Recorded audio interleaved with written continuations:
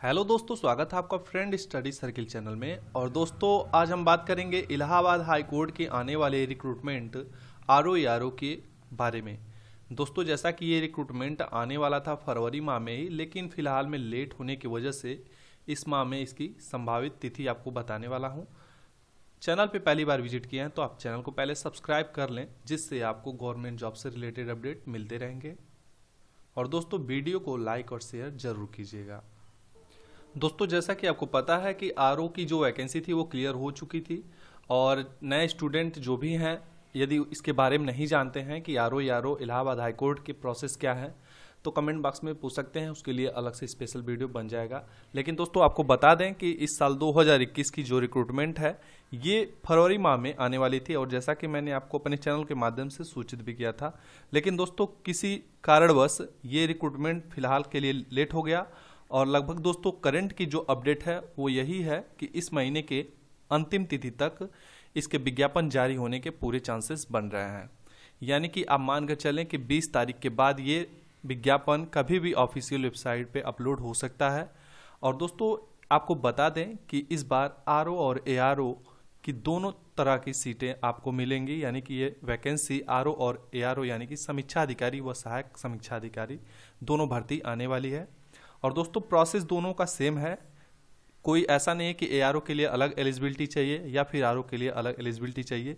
दोनों का प्रोसेस अलग अलग नहीं है, सेम है। लेकिन दोस्तों आपको पेपर में थोड़ा सा डिफरेंस मिल सकता है। हो सकता है कि आरओ का टफ हो जाए, एआरओ का हल्का हो जाए, या फिर एआरओ का टफ हो जाए और आरओ का हल्का हो जाए।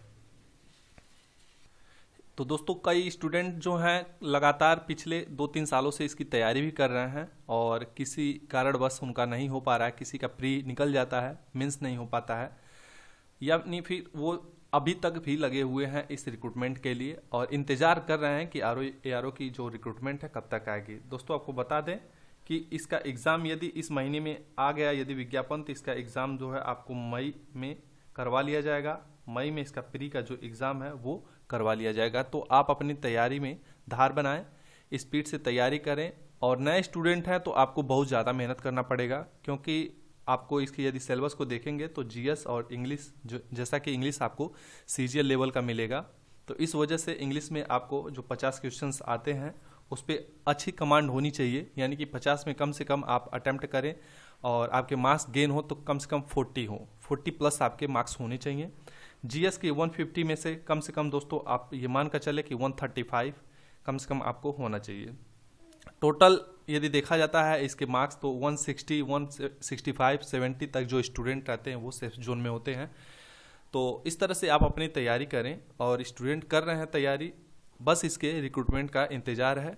तो आप भी अपनी तैयारी कर सकते हैं। यदि सिलेबस के बारे में आपको नहीं पता है तो ऑफिशियल आप किसी भी गूगल से भी जाकर इसके ऑफिशियल सिलेबस को डाउनलोड कर सकते हैं, और उसी के अकॉर्डिंग आप तैयारी कर सकते हैं। हालांकि नया विज्ञापन जब आएगा तो आपको फिर से इसके बारे में जानकारी मिल जाएगी, लेकिन क्या है कि थोड़ा बहुत हो सकता है चेंजेस हो जाएं, लेकिन सारी चीज़ें वही चीज़ होती हैं, और तैयारी आपको उसी के अकॉर्डिंग करना होता है।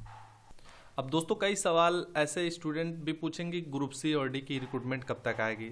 दोस्तों फिलहाल में अभी ग्रुप सी और डी के लिए अपडेट नहीं है कि कब तक इसकी रिक्रूटमेंट आएगी, क्योंकि अभी कई स्टूडेंट ऐसे भी हैं जिनका जो जिला वाइज जो आता है अध्याचन इलाहाबाद आयोग को दिया जाएगा, और उसी के अकॉर्डिंग ये जैसे कि डिस्ट्रिक्ट में जिस तरह की सीट होंगी, चाहे जूनियर असिस्टेंट के हों या फिर ग्रुप डी में जितने भी पोस्ट होते हैं, उसी के अकॉर्डिंग ये लोग वैकेंसी के हिसाब से ही अपना निकालते हैं।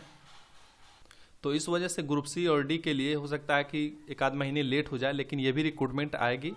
और फिलहाल के लिए जो आरओ है ये रिक्रूटमेंट आप 100% मानकर चलिए कि आपको 15 दिन के अंतर्गत देखने को मिल जाएगा। तो तैयारी में आपको अपनी कोई कमी नहीं छोड़नी है।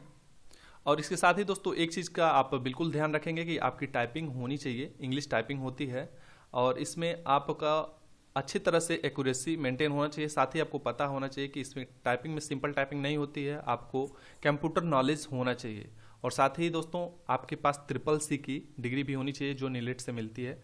आपको CCC नीलेट से पास होना चाहिए। तो इस वजह से यदि आपने CCC अभी तक नहीं किया है तो फिलहाल कर लें, जब तक रिक्रूटमेंट नहीं आती तब तक आपके पास चांसेस हैं। लेकिन आ जाती है उसके विज्ञापन के डेट के बाद से यदि मांगता है तो फिर आप एलिजिबल नहीं हो पाएंगे। तो इस वजह से यदि आपने अभी तक नहीं किया है तो CCC आप अभी से कर लें। तो दोस्तों तैयारी अपनी करती रहें, साथ ही आपको टाइपिंग पे भी विशेष ध्यान देना है। तो इस वजह से तैयारी पे विशेष फोकस के साथ साथ आपको टाइपिंग पे भी पूरी तरह से ध्यान देना है, जिसमें आपको एग्ज़ाम होने से पहले आपका जो टाइपिंग है वो प्रिपेयर रहे। आपके मन में कोई सवाल हो तो आप कमेंट बॉक्स में पूछ सकते हैं। फिलहाल के लिए दोस्तों मिलते हैं किसी नए अपडेट के साथ, तब तक के लिए अपना ख्याल रखें। Take care, bye bye.